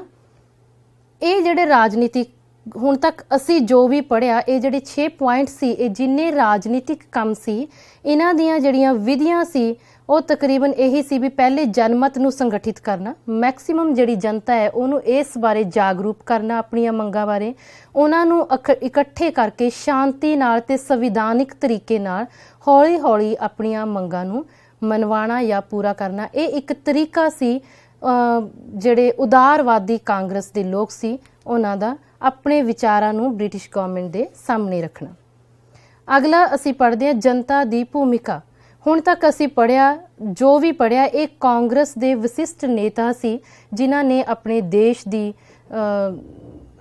ਦੀ ਜਿਹੜੀ ਸੀ ਲੋਕ ਸੀ, ਜਨਤਾ ਸੀ, ਉਹਨਾਂ ਦੇ ਬਿਹਤਰੀ ਵਾਸਤੇ, ਉਹਨਾਂ ਦੇ ਚੰਗੇ ਫਿਊਚਰ ਵਾਸਤੇ ਬਹੁਤ ਕੁਝ ਕੀਤਾ। ਪਰ ਜੇ ਹੁਣ ਅਸੀਂ ਦੇਖੀਏ ਵੀ ਜਨਤਾ ਦੀ ਇਹਦੇ 'ਚ ਕੀ ਭੂਮਿਕਾ ਸੀ, ਆਮ ਲੋਕਾਂ ਨੇ ਕਿਸ ਤਰੀਕੇ ਨਾਲ ਇਹਨੂੰ ਨਿਭਾਇਆ, ਇੱਥੇ ਲਿਖਿਆ ਹੋਇਆ ਨਰਮ ਪੰਥੀਆਂ ਦਾ ਸੋਚਣਾ ਸੀ ਕਿ ਵਿਦੇਸ਼ੀ ਸ਼ਾਸਨ ਦੇ ਖਿਲਾਫ ਜਨਤਾ ਨੂੰ ਤਾਂ ਹੀ ਸ਼ਕਤੀਸ਼ਾਲੀ ਰੂਪ 'ਚ ਖੜਾ ਕੀਤਾ ਜਾ ਸਕਦਾ ਹੈ ਜੇਕਰ ਉਹ ਇੱਕ ਰਾਸ਼ਟਰ ਰਾਸ਼ਟਰ ਰੂਪ ਚ ਸੂਤਰਬੱਧ ਹੋ ਚੁੱਕੀ ਹੋਵੇ, ਯਾਨੀ ਕਿ ਜੇ ਸਾਰੀ ਜਨਤਾ ਦੇ ਦਿਲੋਂ ਦਿਮਾਗ 'ਚ ਰਾਸ਼ਟਰੀਅਤਾ ਦੀ ਭਾਵਨਾ ਹੋਵੇ ਤਾਂ ਉਹਨੂੰ ਇਕਮੁੱਠ ਕਰਕੇ ਸਰਕਾਰ ਦੇ ਖਿਲਾਫ ਖੜਾ ਕਰਨਾ ਇੱਕ ਬਹੁਤ ਹੀ ਆਸਾਨ ਤੇ ਸੌਖਾ ਕੰਮ ਹੈ।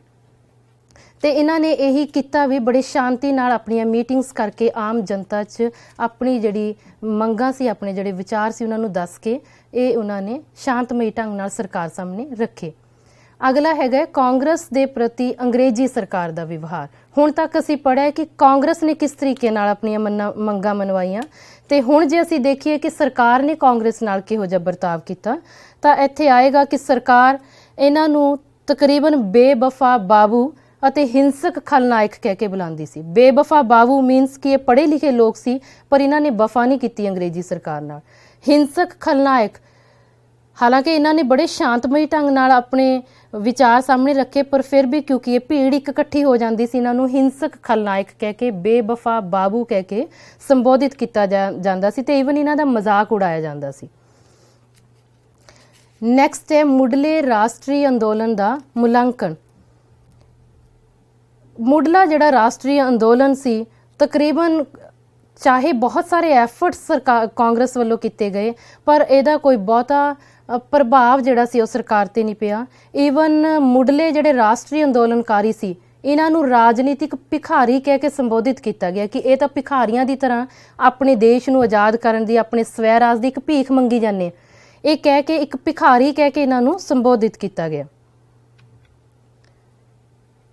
ਇਹ ਸੀ ਸਾਡਾ ਉਦਾਰਵਾਦੀ ਯੁੱਗ। ਤੇ ਨੈਕਸਟ ਹੈ ਉਗਰਵਾਦੀ ਯੁੱਗ। ਅਸੀਂ ਦੇਖੋ ਹੁਣੇ ਕਰਕੇ ਹਟੇ ਹਾਂ ਕਿ ਕਾਂਗਰਸ ਦਾ ਕਿਆ ਰਵੱਈਆ ਸੀ ਤੇ ਕਾਂਗਰਸ ਦੇ ਖਿਲਾਫ ਸਰਕਾਰ ਦਾ ਕਿਆ ਰਵੱਈਆ ਸੀ। ਕੋਈ ਬਹੁਤ ਵਧੀਆ ਆਊਟਪੁੱਟ ਜਿਹੜੀ ਸੀ, ਕੋਈ ਬਹੁਤ ਵਧੀਆ ਨਤੀਜੇ ਇਹਦੇ ਨਹੀਂ ਮਿਲੇ। ਇਸ ਕਰਕੇ ਕੁਝ ਇਹੋ ਜਿਹੇ ਲੋਕ ਪੈਦਾ ਹੋ ਗਏ ਜਿਨ੍ਹਾਂ ਨੇ ਕਿ ਇਹ ਕਿਹਾ ਕਿ ਸਾਨੂੰ ਭੀਖ ਨਹੀਂ ਚਾਹੀਦੀ, ਸਾਨੂੰ ਸਵੈ ਰਾਜ ਚਾਹੀਦਾ, ਸਾਨੂੰ ਆਪਣਾ ਰਾਜ ਚਾਹੀਦਾ, ਅਸੀਂ ਭਿਖਾਰੀ ਨਹੀਂ ਹੈ, ਇਹ ਸਾਡਾ ਜਨਮ ਸਿੱਧ ਅਧਿਕਾਰ ਹੈ ਤੇ ਅਸੀਂ ਇਹਨੂੰ ਲੈ ਕੇ ਰਹਿਣਾ ਹੈ। ਇਸ ਕਰਕੇ ਇਹਨਾਂ ਲੋਕਾਂ ਨੇ ਇੱਕ ਲਹਿਰ ਪੈਦਾ ਕਰਦੀ ਲੋਕਾਂ ਦੇ ਦਿਮਾਗ 'ਚ ਕਿ ਅਸੀਂ ਆਪਣਾ ਹੱਕ ਖੋਣਾ ਹੈ, ਮੰਗਣਾ ਨਹੀਂ ਹੈ, ਇਹਨੂੰ ਖੋਣਾ ਹੈ। ਇਸ ਕਰਕੇ ਇਸ ਯੁੱਗ ਦਾ ਨਾਮ ਪੈ ਗਿਆ ਉਗਰਵਾਦੀ ਯੁੱਗ ਜਾਂ ਕ੍ਰਾਂਤੀਕਾਰੀ ਯੁੱਗ, ਜਾਂ ਫਿਰ ਅਸੀਂ ਇਹਨੂੰ ਗਰਮ ਦਲ ਵੀ ਕਹਿੰਦੇ ਹਾਂ, ਜਿਹੜਾ ਕਿ 1905 ਤੋਂ ਲੈ ਕੇ 1919 ਈਸਵੀ ਤੱਕ ਚੱਲਿਆ। ਸਭ ਤੋਂ ਪਹਿਲਾਂ ਅਸੀਂ ਕਰਾਂਗੇ ਉਗਰ ਰਾਸ਼ਟਰਵਾਦ ਦੇ ਵਿਕਾਸ ਦੇ ਕਾਰਨ। ਕੀ ਸੀ ਉਗਰ ਰਾਸ਼ਟਰਵਾਦ ਦੇ ਵਿਕਾਸ ਦੇ ਕਾਰਨ? ਦੇਖੋ ਸਭ ਤੋਂ ਪਹਿਲੀ ਗੱਲ ਤਾਂ ਇਹ ਸੀ ਕਿ ਨਰਮ ਪੰਥੀਆਂ ਨੂੰ ਕੋਈ ਸਫਲਤਾ ਨਹੀਂ ਮਿਲੀ ਸੀ, ਇੰਨਾ ਕੁਝ ਕਰਕੇ ਵੀ ਕੁਝ ਉਹਨਾਂ ਦੇ ਹੱਥ ਵੋਤਾ ਨਹੀਂ ਲੱਗਿਆ। ਦੂਜਾ ਸੀ ਬਾਲ ਗੰਗਾਧਰ ਤਿਲਕ ਨੇ ਜਨਤਾ ਨੂੰ ਬ੍ਰਿਟਿਸ਼ ਸ਼ਾਸਨ ਦਾ ਸਹੀ ਸਰੂਪ ਦੱਸਿਆ। ਤੀਜਾ ਸੀ ਭਾਰਤੀਆਂ ਦੀ ਆਜ਼ਾਦੀ ਉੱਤੇ ਹੋਰ ਰੋਕਾਂ ਲਗਾ ਦਿੱਤੀਆਂ ਗਈਆਂ। ਨੈਕਸਟ ਅਸੀਂ ਕਹਾਂਗੇ ਜਿਹੜੇ ਪੜ੍ਹੇ ਲਿਖੇ ਲੋਕ ਸੀ, ਈਵਨ ਬਹੁਤ ਸਾਰੇ ਲੋਕ ਬਹੁਤ ਰਿਚ ਵੀ ਸੀ, ਉਹ ਜਿਹੜੇ ਬ੍ਰਿਟਿਸ਼ ਲੋਕ ਸੀ ਉਹਨਾਂ ਨਾਲੋਂ ਜ਼ਿਆਦਾ ਉਹਨਾਂ ਕੋਲ ਮਨੀ ਹੋ ਸਕਦੀ ਹੈ ਪਰ ਉਹ ਵੀ ਪੀੜਿਤ ਸਨ, ਉਹਨਾਂ ਨਾਲ ਵੀ ਕੋਈ ਬਰਾਬਰੀ ਦਾ ਜਾਂ ਕੋਈ ਚੰਗਾ ਵਿਵਹਾਰ ਨਹੀਂ ਕੀਤਾ ਜਾਂਦਾ ਸੀ। ਅੰਗਰੇਜ਼ੀ ਸਰਕਾਰ ਦੀ ਜਿੰਨੀਆਂ ਨੀਤੀਆਂ ਬਣੀਆਂ ਸਾਰੀਆਂ ਦੀ ਸਾਰੀਆਂ ਭਾਰਤੀਆਂ ਦੇ ਖਿਲਾਫ ਸੀ।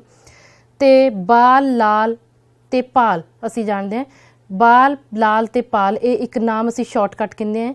ਜਿਵੇਂ ਬਾਲ ਗੰਗਾਧਰ ਤਿਲਕ, ਲਾਲਾ ਲਾਜਪਤ ਰਾਏ ਤੇ ਵਿਪਨ ਚੰਦਰ ਪਾਲ, ਇਹ ਤਿੰਨ ਵਿਅਕਤੀ ਇਹੋ ਜਿਹੇ ਸੀ ਜਿਨ੍ਹਾਂ ਨੇ ਲੋਕਾਂ ਨੂੰ ਇਹ ਦੱਸਿਆ, ਇਹ ਸਮਝਾਇਆ ਕਿ ਮੰਗਣ ਨਾਲ ਸਾਨੂੰ ਕੁਝ ਨਹੀਂ ਮਿਲਣਾ ਤੇ ਅਸੀਂ ਆਪਣਾ ਹੱਕ ਖੋਣਾ ਹੈ। ਲੋਕਾਂ 'ਚ ਇੱਕ ਨਵਾਂ ਜੋਸ਼ ਪੈਦਾ ਕੀਤਾ ਤੇ ਇੱਕ ਨਵੇਂ ਯੁੱਗ ਦਾ ਆਰੰਭ ਕੀਤਾ ਜਿਹਨੂੰ ਅਸੀਂ ਕਹਿੰਦੇ ਹਾਂ ਉਗਰਵਾਦੀ ਯੁੱਗ। ਨੈਕਸਟ ਸਾਡਾ ਪੁਆਇੰਟ ਹੈ ਕਾਂਗਰਸ ਵਿੱਚ ਵੰਡ, ਪ੍ਰਿੰਸ ਆਫ ਵੇਲਜ਼ ਦੀ ਯਾਤਰਾ ਦਾ ਵਿਰੋਧ। ਹੁਣ 1905 ਈਸਵੀ ਦੇ ਵਿੱਚ ਕਾਂਗਰਸ ਦਾ ਇੱਕ ਇਜਲਾਸ ਹੋਇਆ ਜਿਹੜਾ ਬਨਾਰਸ ਸ਼ਹਿਰ 'ਚ ਹੋਇਆ ਤੇ ਇਸ ਇਜਲਾਸ 'ਚ ਕਾਂਗਰਸ ਦੇ ਦੋ ਹਿੱਸੇ ਹੋ ਗਏ ਕਿਉਂਕਿ ਦੋ ਵਿਅਕਤੀ, ਇੱਕ ਐਡਾ ਜਿਹੜਾ ਇੱਕ ਬਿਲਕੁਲ ਬਰਦਾਸ਼ਤ ਨਾ ਕਰੇ ਕਿਸੇ ਜ਼ੁਲਮ ਨੂੰ ਤੇ ਇੱਕ ਸ਼ਾਂਤੀ ਨਾਲ ਸਵੇ, ਉਹ ਬਹੁਤ ਘੱਟ ਇਕੱਠੇ ਰਹਿ ਸਕਦੇ ਨੇ। ਤੇ ਇੱਥੇ ਵੀ ਇਹੀ ਗੱਲ ਹੋਈ। ਇਹ ਜਿਹੜੇ ਕਾਂਗਰਸ ਸੀ ਇਹ ਦੋ ਪਾਰਟੀਆਂ 'ਚ ਵੰਡ ਗਈ, ਇੱਕ ਸੀ ਗਰਮ ਦਲ ਤੇ ਦੂਜਾ ਸੀ ਨਰਮ ਦਲ। ਇਸ ਇਜਲਾਸ ਦੇ ਵਿੱਚ ਬਾਲ ਗੰਗਾਧਰ ਅਤੇ ਉਸਦੇ ਸਮਰਥਕਾਂ ਨੇ ਉਦਾਰਵਾਦੀਆਂ ਦੇ ਕੰਮਾਂ ਦੀ ਅਤੇ ਬ੍ਰਿਟਿਸ਼ ਸਰਕਾਰ ਦਾ ਵਿਰੋਧ ਕਰਨ ਦੇ ਲਈ ਇੱਕ ਨਵੀਂ ਨੀਤੀ ਦਾ ਸੁਝਾਅ ਦਿੱਤਾ। ਉਦਾਰਵਾਦੀ ਜਾਂ ਨਰਮ ਦਲ ਦੇ ਨੇਤਾ ਗੋਪਾਲ ਕ੍ਰਿਸ਼ਨ ਗੋਖਲੇ ਅਤੇ ਫਿਰੋਜ਼ ਸ਼ਾਹ ਮਹਿਤਾ ਇਹਦੇ ਮੁੱਖ ਸਨ।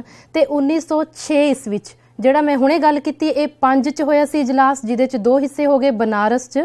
ਉਸ ਤੋਂ ਬਾਅਦ 1906 ਈਸਵੀ ਵਿੱਚ ਇੱਕ ਇਜਲਾਸ ਹੋਇਆ ਕਲਕੱਤਾ 'ਚ ਜਿਹਦਾ ਦਾਦਾ ਭਾਈ ਨੌਰੋਜੀ ਨੂੰ ਕਾਂਗਰਸ ਦਾ ਅਧਿਅਕਸ਼ ਬਣਾਇਆ ਗਿਆ ਤੇ ਉਹਨਾਂ ਨੇ ਕੁਝ ਸਮੇਂ ਲਈ ਦੁਬਾਰਾ ਇਹਨਾਂ ਦੋਵਾਂ ਗੁੱਟਾਂ ਦੇ ਵਿੱਚ ਯਾਨੀ ਕਿ 1 ਸਾਲ ਬਾਅਦ ਦੋਵਾਂ ਗੁੱਟਾਂ ਦੇ ਵਿੱਚ ਗਰਮ ਦਲ ਤੇ ਨਰਮ ਦਲ ਦੇ ਵਿੱਚ ਸਮਝੌਤਾ ਕਰਵਾ ਦਿੱਤਾ ਗਿਆ ਤੇ ਇਸ ਸਮਝੌਤੇ ਦੇ ਅਨੁਸਾਰ ਨਰਮ ਦਲ ਨੇ ਵੀ ਇਹ ਸਵੀਕਾਰ ਕੀਤਾ ਦੋਵਾਂ ਦਲਾਂ ਨੇ ਕਿ ਉਹ ਸਵਦੇਸੀ ਅਤੇ ਬਾਈਕਾਟ ਸੰਬੰਧੀ ਇਕੱਠੇ ਮਿਲ ਕੇ ਕੰਮ ਕਰਨਗੇ। ਤੇ ਦੂਜੀ ਗੱਲ ਹੈ ਪ੍ਰਿੰਸ ਆਫ ਵੇਲਸ ਜਿਹਦੀ ਯਾਤਰਾ ਦਾ ਵਿਰੋਧ ਜਿਹੜੇ ਗਰਮ ਦਲ ਸੀ ਇਹਨਾਂ ਨੇ ਬਹੁਤ ਕੀਤਾ ਸੀ ਤੇ ਇਸ ਸਮਝੌਤੇ ਤੋਂ ਬਾਅਦ ਉਹਨਾਂ ਨੇ ਇਸ ਯਾਤਰਾ ਦਾ ਵਿਰੋਧ ਛੱਡ ਦਿੱਤਾ। ਨੈਕਸਟ ਪੁਆਇੰਟ ਹੈ ਸਾਡੇ ਕੋਲ ਗਰਮ ਰਾਸ਼ਟਰਵਾਦੀਆਂ ਦੇ ਕੰਮ। ਗਰਮ ਰਾਸ਼ਟਰਵਾਦੀ ਮੀਨਸ ਉਗਰਵਾਦੀ ਤੇ ਗਰਮ ਦਲ ਇਹਨਾਂ ਲੋਕਾਂ ਦੇ ਕੀ ਕੰਮ ਸੀ। ਸਭ ਤੋਂ ਫਸਟ ਸੀ ਆਪ ਯਤਨਸ਼ੀਲ ਹੋਣਾ। ਇਹਨਾਂ ਦਾ ਇੱਕ ਮੁੱਖ ਉਦੇਸ਼ ਸੀ ਕਿ ਸਾਨੂੰ ਆਪ ਯਤਨਸ਼ੀਲ ਹੋਣਾ ਚਾਹੀਦਾ ਹੈ, ਬਜਾਏ ਕਿ ਅਸੀਂ ਕਿਸੇ ਤੋਂ ਕੁਝ ਮੰਗੀਏ। ਸਾਨੂੰ ਆਪ ਇਸ ਆਪਣੇ ਸਵਾਰਥ ਛੱਡ ਕੇ ਰਾਸ਼ਟਰ ਲਈ ਇੱਕ ਹੋ ਕੇ ਆਪਣੇ ਰਾਸ਼ਟਰ ਨੂੰ ਆਜ਼ਾਦ ਕਰਾਉਣ ਦੇ ਲਈ ਸਾਨੂੰ ਆਪ ਯਤਨਸ਼ੀਲ ਹੋਣ ਦੀ ਜ਼ਰੂਰਤ ਹੈ। ਦੂਜਾ ਇਹਨਾਂ ਦਾ ਇੱਕ ਨਾਰਾ ਸੀ ਸਵੈਰਾਜ ਇੱਕਮਾਤਰ ਉਦੇਸ਼। ਸਾਨੂੰ ਸਵੈਰਾਜ ਦੀ ਲੋੜ ਹੈ, ਸਾਨੂੰ ਆਪਣੇ ਰਾਜ ਦੀ ਲੋੜ ਹੈ। ਅਸੀਂ ਭੀਖ ਨਹੀਂ ਮੰਗਣੀ, ਅਸੀਂ ਆਪਣਾ ਹੱਕ ਮੰਗਦੇ ਹਾਂ, ਆਪਣਾ ਰਾਜ ਮੰਗਦੇ ਹਾਂ। ਨੈਕਸਟ ਸੀ ਕਿ ਇਹ ਜਨਤਾ ਦੀ ਸ਼ਕਤੀ 'ਚ ਲੋਕਾਂ ਦੀ ਪਾਵਰ 'ਚ ਬਹੁਤ ਬਿਲੀਵ ਕਰਦੇ ਸੀ। ਇਹਨਾਂ ਦਾ ਮੰਨਣਾ ਸੀ ਕਿ ਜੇ ਜਨਤਾ ਇਕਮੁੱਠ ਹੋ ਜਾਵੇ, ਜੇ ਸਾਰੇ ਲੋਕਾਂ 'ਚ ਰਾਜਨੀਤਿਕ ਜਾਗਰੂਕਤਾ ਪੈਦਾ ਕਰ ਦਿੱਤੀ ਜਾਵੇ ਤਾਂ ਆਪਣੇ ਦੇਸ਼ ਨੂੰ ਆਜ਼ਾਦ ਕਰਵਾਉਣਾ ਕੋਈ ਬਹੁਤ ਵੱਡਾ ਜਿਹੜਾ ਸੀ ਇਹਨਾਂ ਵਾਸਤੇ ਟਾਸਕ ਨਹੀਂ ਸੀ।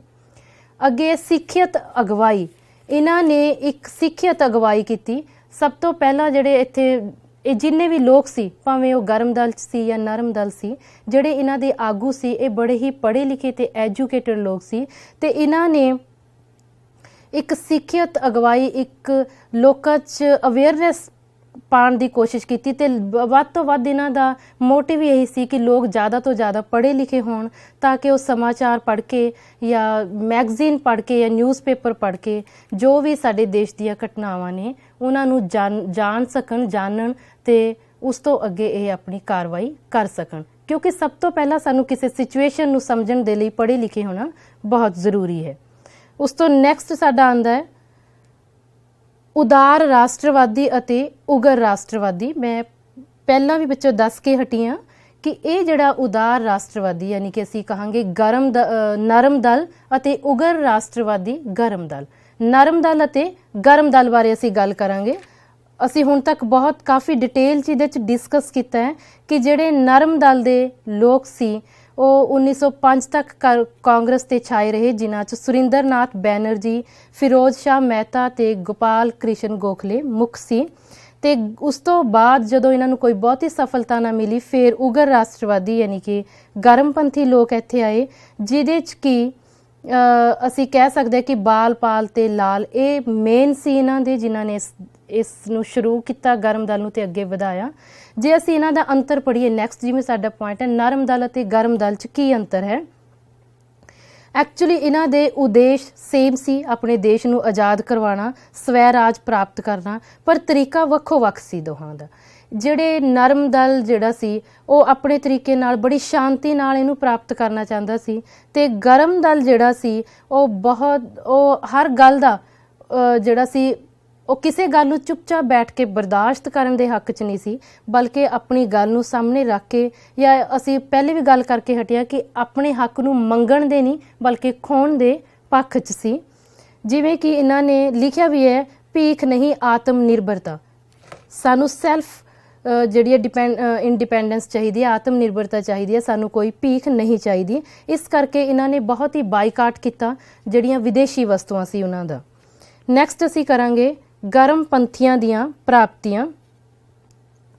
ਗਰਮਪੰਥੀਆਂ ਨੇ ਐਕਚੁਅਲੀ ਇਹਨਾਂ ਨੇ ਲੋਕਾਂ ਦੇ ਵਿੱਚ ਜਾਗਰੂਕਤਾ ਫੈਲਾ ਕੇ ਇਹਨਾਂ ਨੇ ਜਗ੍ਹਾ ਜਗ੍ਹਾ ਵਿਦੇਸ਼ੀ ਵਸਤੂਆਂ ਦੇ ਬਾਈਕਾਟ ਕੀਤੇ ਤੇ ਅਸੀਂ ਪਹਿਲੇ ਪੜ੍ਹਿਆ ਕਿ 1905 'ਚ ਇਹ ਵੱਖ ਹੋ ਗਏ ਸੀ, 6 'ਚ ਦੁਬਾਰਾ ਕਾਂਗਰਸ ਨੂੰ ਫਿਰ ਇਕੱਠਾ ਕਰਤਾ ਗਿਆ ਸੀ, ਪਰ 7 ਦੇ ਵਿੱਚ ਦੁਬਾਰਾ ਫਿਰ 1 ਸਾਲ ਬਾਅਦ ਫਿਰ ਇਹ ਗਰਮਪੰਥੀ ਵੱਖ ਹੋ ਗਏ ਤੇ ਇਹਨਾਂ ਨੇ ਵਿਦੇਸ਼ੀ ਵਸਤੂਆਂ ਨੂੰ ਖੁੱਲ੍ਹੇਆਮ ਸਾੜਿਆ ਤੇ ਇਸ ਸਵਦੇਸ਼ੀ ਤੇ ਜ਼ੋਰ ਦਿੱਤਾ। ਬਹੁਤ ਸਾਰੇ ਜਿਹੜੇ ਕਰ ਸਰਕਾਰ ਨੇ ਲਗਾਏ ਹੋਏ ਸੀ ਉਹਨਾਂ ਨੂੰ ਨਾ ਭਰਨ ਤੇ ਇਹਨਾਂ ਨੇ ਸਟ੍ਰਿਕਟਲੀ ਐਕਸ਼ਨ ਲਿਆ। ਤੇ ਉਸ ਤੋਂ ਇਲਾਵਾ ਜਿਵੇਂ ਅਸੀਂ ਇੱਥੇ ਬਹੁਤ ਹੀ ਫੇਮਸ ਨੇ ਲਾਲਾ ਲਾਜਪਤ ਰਾਏ, ਉਹਨਾਂ ਬਾਰੇ ਅਸੀਂ ਪੜ੍ਹਦੇ ਹਾਂ ਕਿ ਉਹ ਉਹਨਾਂ ਨੂੰ ਲਾਠੀਆਂ ਦੀ ਮਾਰ ਵੀ ਚੱਲਣੀ ਪਈ ਸੀ ਇਹਦੇ 'ਚ, ਜਿਸ ਨਾਲ ਉਹਨਾਂ ਦੀ ਮੌਤ ਹੋ ਗਈ ਸੀ। ਅੱਗੇ ਹੈਗਾ ਹੈ ਬੰਗਾਲ ਦੀ ਵੰਡ। ਉਸ ਤੋਂ ਬਾਅਦ 1905 ਈਸਵੀ 'ਚ, ਸਾਨੂੰ ਸਾਰਿਆਂ ਨੂੰ ਪਤਾ ਹੈ ਬੰਗਾਲ ਹੈ, 1905 ਈਸਵੀ 'ਚ ਲਾਰਡ ਕਰਜ਼ਨ ਨੇ ਬੰਗਾਲ ਦੀ ਵੰਡ ਕੀਤੀ। ਇਹਨੂੰ 2 ਹਿੱਸਿਆਂ 'ਚ ਵੰਡ ਦਿੱਤਾ ਗਿਆ। ਐਕਚੁਅਲੀ ਬੰਗਾਲ ਦੀ ਵੰਡ ਜਿਹੜੀ ਸੀ ਇਹ ਕਹਿ ਕੇ ਕੀਤੀ ਗਈ ਕਿ ਇਹ ਇੱਕ ਬਹੁਤ ਵੱਡਾ ਪ੍ਰਾਂਤ ਹੈ ਤੇ ਕਿਸੇ ਇੱਕ ਵਿਅਕਤੀ ਵਾਸਤੇ ਇਸ ਪ੍ਰਾਂਤ ਨੂੰ, ਜਾਂ ਇਹ ਕਹਿ ਲਓ ਕਿ ਇੱਕ ਸਟੇਟ ਨੂੰ, ਐਡਾ ਵੱਡਾ ਸਟੇਟ ਹੈ ਕਿ ਇਹਦੀ ਦੇਖ ਰੇਖ ਕਰਨੀ ਬਹੁਤ ਔਖੀ ਹੈ, ਇਸ ਕਰਕੇ ਇਹਨੂੰ 2 ਹਿੱਸਿਆਂ 'ਚ ਵੰਡ ਦਿੱਤਾ ਜਾਵੇ। ਤੇ ਅਸੀਂ ਦੇਖਦੇ ਹਾਂ ਕਿ ਇੱਕ ਪੂਰਬੀ ਬੰਗਾਲ ਬਣ ਗਿਆ ਤੇ ਇੱਕ ਪੱਛਮੀ ਬੰਗਾਲ ਬਣ ਗਿਆ। ਤੇ ਇੱਕ ਪਾਸੇ ਜਿਹੜਾ ਪੂਰਬੀ ਬੰਗਾਲ ਸੀ ਤੇ ਉਹਦੀ ਤਕਰੀਬਨ 3.1 ਕਰੋੜ ਦੇ ਲਗਭਗ ਉਹਦੀ ਆਬਾਦੀ ਸੀ, ਤੇ ਜਿਹਦੇ 'ਚੋਂ 1.5 ਕਰੋੜ ਦੇ ਲਗਭਗ ਜਿਹੜੇ ਸੀ ਉਹ ਮੁਸਲਿਮ ਰੱਖਤੇ ਉਹਦੇ 'ਚੋਂ ਕੱਢ ਕੇ। ਤੇ ਦੂਜੇ ਪਾਸੇ ਜਿਹੜਾ ਪੱਛਮੀ ਬੰਗਾਲ ਸੀ ਉਹਦੇ 'ਚ 5.5 ਕਰੋੜ ਦੇ ਕਰੀਬ ਆਬਾਦੀ ਸੀ, ਤੇ ਜਿਹਦੇ 'ਚੋਂ 90 ਲੱਖ ਹੀ ਮੁਸਲਿਮ ਸੀ। ਇਹਦਾ ਮਤਲਬ ਇਹ ਸੀ ਕਿ ਇੱਕ ਪਾਸੇ ਤਾਂ ਇਹਨਾਂ ਨੇ ਮੁਸਲਿਮਸ ਲੋਕਾਂ ਦੀ ਸੰਖਿਆ ਜ਼ਿਆਦਾ ਕਰਤੀ ਤੇ ਦੂਜੇ ਪਾਸੇ ਹਿੰਦੂਆਂ ਦੀ ਸੰਖਿਆ ਜ਼ਿਆਦਾ ਕਰਤੀ, ਤੇ ਲੋਕਾਂ ਦੇ ਮਨ 'ਚ ਵਿਸ਼ਵਾਸ ਪੈਦਾ ਕਰਤਾ ਕਿ ਕਾਂਗਰਸ ਜਿਹੜੀ ਹੈ ਉਹ ਇੱਕ ਤਰ੍ਹਾਂ ਨਾਲ ਹਿੰਦੂਆਂ ਦੀ ਸੰਸਥਾ ਹੈ।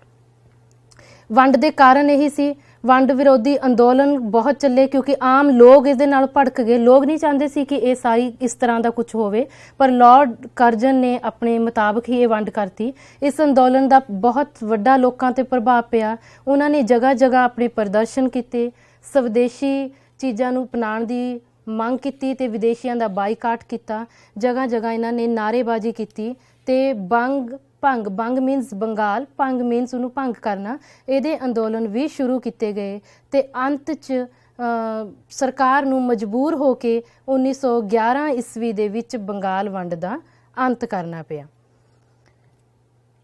ਇਸ ਤੋਂ ਅੱਗੇ ਅਸੀਂ ਦੇਖਦੇ ਹਾਂ ਅੱਤਵਾਦੀ ਅੰਦੋਲਨ। ਅੱਤਵਾਦੀ ਅੰਦੋਲਨ ਦੇ ਵਿੱਚ ਅਸੀਂ ਦੇਖਾਂਗੇ ਕਿ ਕ੍ਰਾਂਤੀਕਾਰੀ ਉਗਰਵਾਦ ਦਾ ਸਰੂਪ। ਉਗਰਵਾਦ ਮੀਨਸ ਕ੍ਰਾਂਤੀਕਾਰੀ ਗਰਮ ਦਲ ਦੇ ਜਿਹੜੇ ਲੋਕ ਸੀ, ਇਹਨਾਂ ਦਾ ਸਰੂਪ ਇਹੀ ਸੀ ਕਿ ਇਹਨਾਂ ਨੇ ਜਿਹੜਾ ਸੀ ਜਨਤਾ 'ਚ ਵਿਦਰੋਹ ਦੀ ਭਾਵਨਾ ਪੈਦਾ ਕੀਤੀ ਤੇ ਇਹਨਾਂ ਨੇ ਇਵਨ ਕੁਝ ਹਥਿਆਰ ਵੀ ਅਰੇਂਜ ਕੀਤੇ ਜਿਹਦੇ ਬਲ ਤੇ ਇਹਨਾਂ ਨੇ ਆਪਣੀਆਂ ਸਭਾਵਾਂ ਕੀਤੀਆਂ। ਤੇ ਨੈਕਸਟ ਹੈ ਕ੍ਰਾਂਤੀਕਾਰੀ ਵਿਚਾਰਕਾਂ ਦੇ ਉਭਾਰ ਅਤੇ ਵਿਕਾਸ ਦੇ ਕਾਰਨ।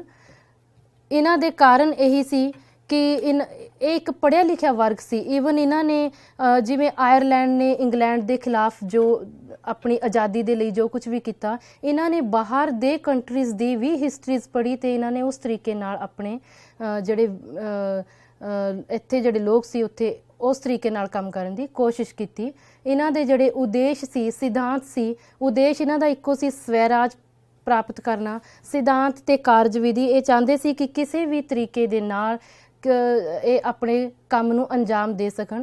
ਜੇ ਇਹਨਾਂ ਤੇ ਕੋਈ ਜ਼ੋਰ ਜ਼ਬਰਦਸਤੀ ਕਰਦਾ ਹੈ ਤਾਂ ਉਹਦਾ ਮੂੰਹ ਤੋੜ ਜਵਾਬ ਦੇ ਕੇ ਇਹ ਆਪਣੇ ਆਪ ਨੂੰ ਸਥਾਪਿਤ ਕਰਨ, ਆਪਣਾ ਜਿਹੜਾ ਸਵੈਰਾਜ ਸੀ ਉਹਨੂੰ ਲੈਣ ਦੀ ਕੋਸ਼ਿਸ਼ ਕਰਨ। ਇਸ ਤਰੀਕੇ ਨਾਲ ਇਹਨਾਂ ਨੇ ਬਹੁਤ ਸਾਰੀ ਗਤੀਵਿਧੀਆਂ ਵੀ ਕੀਤੀਆਂ, ਜਿਵੇਂ ਕਿ 1908 ਈਸਵੀ 'ਚ ਇਹਨਾਂ ਨੇ ਮੁਜ਼ੱਫਰਪੁਰ ਦੇ ਅਤਿਆਚਾਰੀ ਜੱਜ ਫੋਰਡ ਦੀ ਹੱਤਿਆ ਕਰ ਦਿੱਤੀ।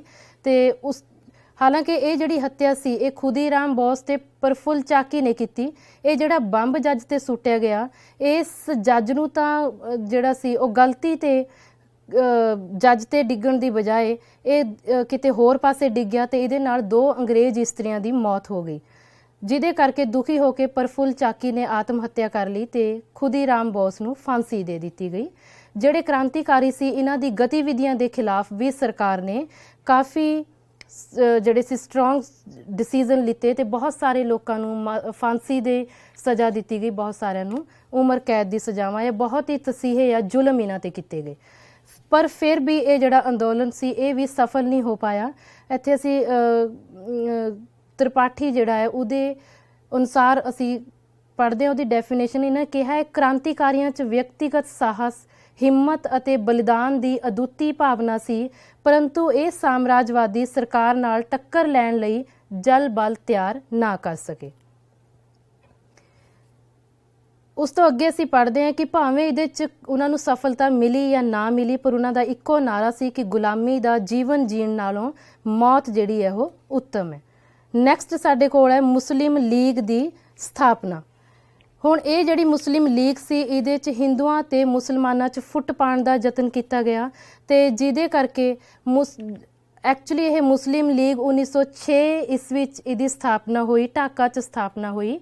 इस लीग के मुताबिक यही सी कि मुस्लिम लोगों के मन च यह गल बिठा दी गई कि जिहड़े हिंदू लोग ने कांग्रेस सिर्फ उन्हों की संस्था है, तो मुस्लिम लोगों को अपनी संस्था के लिए अपने लिए कुछ वक्रियां मंगां रखनियां चाहिए ने ताकि मुस्लिम लोगों च भी सुधार इस आ सके। ये गल कह के 1906 ईस्वी दे विच मुस्लिम लीग की स्थापना कर दी गई। उस तो अगे असी पढ़ते हैं मार्लो मिंटो सुधार जिहड़े कि 1909 ईस्वी होया।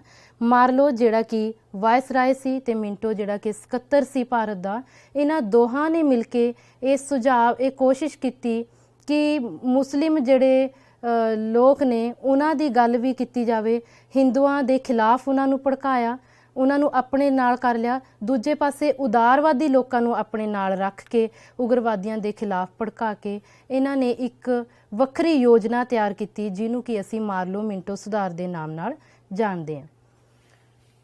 उस तो अगे असी गल करांगे गदर पार्टी की। गदर पार्टी एक्चुअली एक उन्हां लोकां दी पार्टी सी जिहड़े कि देश च जिहड़े कि इंग्लैंड ते अमरीका च बाहर ये लोग रहिंदे सी ते इन्हां ने अपना एक सप्ताहिक अखबार भी चलाया जिहदा नाम गदर सी। ये पत्र गदर के अनुसार भारत विच विद्रोह फैलाण लई बहादुर सिपाहियां की जरूरत है जिन्हां लई तनख्वाह मौत इनाम शहादत पेंशन आज़ादी लड़ाई का मैदान भारत है। इहदे मुताबिक पहला इन्हां ने इत्थे हैगा फस्ट पॉइंट साडा पहला विश्व युद्ध अते राष्ट्रीय अंदोलन। पहले विश्व युद्ध तो बाद लोग जिहड़े सी वो सैटिस्फाई नहीं सी, लोगों को कोई इत्थे इज्जत नहीं दी जाती सी, कोई रिस्पैक्ट नहीं सी। ईवन जिहड़े लोग बाहर जाके बहुत अमीर हो गए सी उन्होंने भी किसी तरह की कोई रिस्पैक्ट नहीं सी। इस करके लोगों ने ये गदर पार्टी बनाई जिहदे च कि बाबा गुरदित्ता ने जापानी जहाज़ कामागाटा मारू च कुछ भारतीय यात्रियों नूं सवार करके उन्होंने वैनकूवर च उतारन की कोशिश की पर उत्थे नहीं उतरन दिता गया।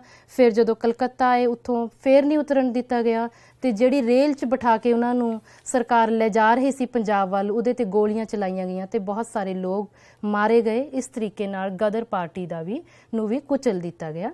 अगे असी पढ़ते हैं होम रूल अंदोलन। होम रूल अंदोलन 1914 च शुरू होया। इहदा मतलब है कि स्वै राज की भावना। अगे लखनऊ समझौता 1916 ईस्वी च लखनऊ समझौता होया। ये समझौता गर्म दल अते नरम दल जिहड़ा दो हिस्सों च कांग्रेस वड्डी हुई सी उन्होंने एक करना सी। नैक्सट साडे कोल मांटेग्यू की घोषणा। मांटेग्यू दे जिहड़ी घोषणा की, इस घोषणा च ये विश्वास दिवाया गया भारतीयों नूं कि हरेक भाग दे विच ज़्यादा तो ज़्यादा उन्होंने शासन दिता जाएगा, ज़्यादा सीटां दित्तियां जाणगीਆਂ। उस तो बाद पहला विश्व युद्ध अते उस तो बाद ये जिहड़े राष्ट्रीय अंदोलन सी ये शुरू होए। अगे असी करांगे गांधी युग बारे। सानू पता है रोल टैक्ट ना अपील ते ना दलील, सारिਆਂ ਨੂੰ फड़ के किसी ਨੂੰ भी जेल की जा सकती सी। जलियांवाला बाग हत्याकांड जिहड़ा कि 1919 च होया। फिर उस तो बाद मांटेग्यू चेम्सफोर्ड सुधार होया। केंद्रीय कार्यपालिका बनाई गई जिहदे च दो सदन बनाए गए, विधान सभा ते राज परिषद, जिहदे च कि विषयां दी वंड की गई ते एक दोहरी शासन प्रणाली लागू की गई। उस तो बाद प्रांतक लैजिसलेटिव कौंसल्स का पुनर्गठन किया गया ते लोकां नूं मत अधिकार देण दी कोशिश की गई ते इंडियन भारत 77 के अधिकार च ढिल इंडियन कौंसलां च परिवर्तन किया गया। तो अखीर च मैं यही कहूँगी असी जिहड़ा असी लैसन किया कि ये सारे हक देण दे बावजूद भी साडा देश जिहड़ा सी किते आज़ाद नहीं होया। श्रीमती एनी बेसेंट के अनुसार ना तो इंग्लैंड लई इस तरह का संविधान देना अते ना ही भारत लई उसनूं स्वीकार करना एक शोभाजनक गल सी। इस तरीके नाल हालांकि एडी मूवमेंट्स चलियां पर फिर भी किते ना किते ये जिहड़ियां साडीआं मंगां सी वो अधूरियां रहियां ते उस तो बाद जिहड़ा सी साडा देश किसी एक पॉइंट ते नहीं पहुँच पाया। तो ये सी राजनीतिक चेतना ते प्रतिनिधिता सरकार लई संघर्ष। Thank you.